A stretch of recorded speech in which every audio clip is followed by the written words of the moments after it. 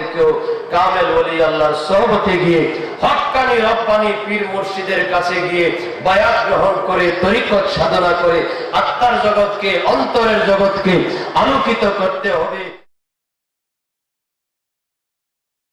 সাহাবায়ে রাসূল নবীজির কাছে বায়াত গ্রহণ করেছেন।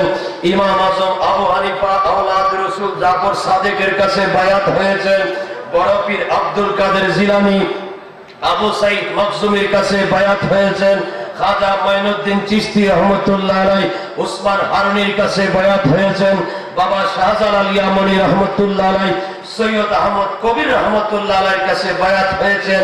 গৌসুল আজম আহমদুল্লাহ মজবান্ডারি যিনি ইন্ডিয়ায় লেখাপড়া করেছেন, ইন্ডিয়ার কলকাতায় যিনি মুহাদ্দিস হিসেবে নিযুক্ত ছিলেন, এত বড় আলেম হওয়ার পরেও সালে লাহোরী রহমতুল্লাহ আলাইহির কাছে বায়াত হয়েছেন।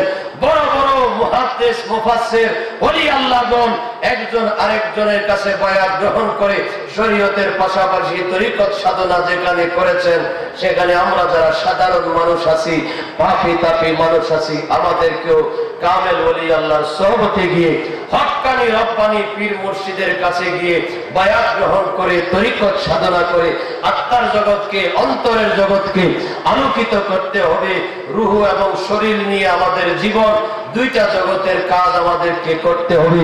সূরা মায়দা 48 নম্বর আয়াতে আল্লাহ তাআলা আমাদেরকে বলেছেন, লিকুল্লিন জাআলনা মিনকুম শিরআতাও ওয়া মিনহাজা, আমি প্রত্যেকের জন্য দুইটা রাস্তা দিয়েছি, একটার নাম শরীয়ত আর একটার নাম হলো মিনহাজ বা তরিকত। বড় করে বলি সুবহানাল্লাহ। শরীয়ত করতে হবে, তরিকত আমাদেরকে করতে হবে।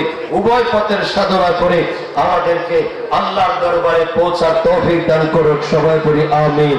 মুহাব্বতে পড়ি সালাতুন ইয়া রাসূলুল্লাহ আলাইকুম সালামুন ইয়া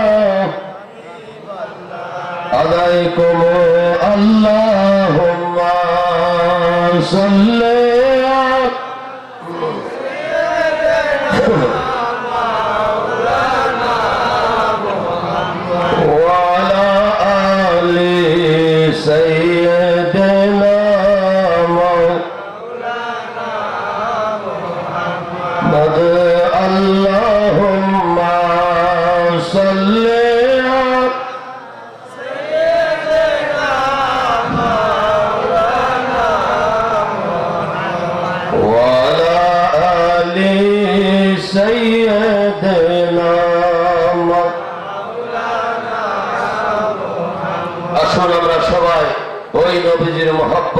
অন্তরে ধারণ করে যেই নবীজির মিল্লতে কোলের মধ্যে আমাদেরকে কবরে দেওয়া হবে। বড় করে বলুন সুবহান।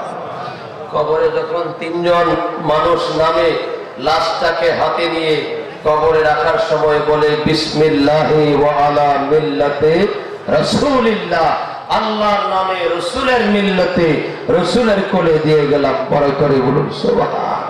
এই কবরের মধ্যে আল্লাহ এবং আল্লাহর রাসূলের স্মরণ আমাদেরকে করায় দিয়ে আসে।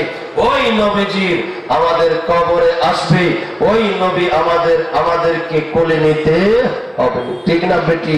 ওই রাসূলের কোলে যেতে হলে এই দুনিয়ায় রাসূলের প্রশংসা করতে হবে, রাসূলের ইজ্জত করতে হবে, রাসূলকে সম্মান করতে হবে, প্রিয় নবীকে মহব্বত করতে হবে।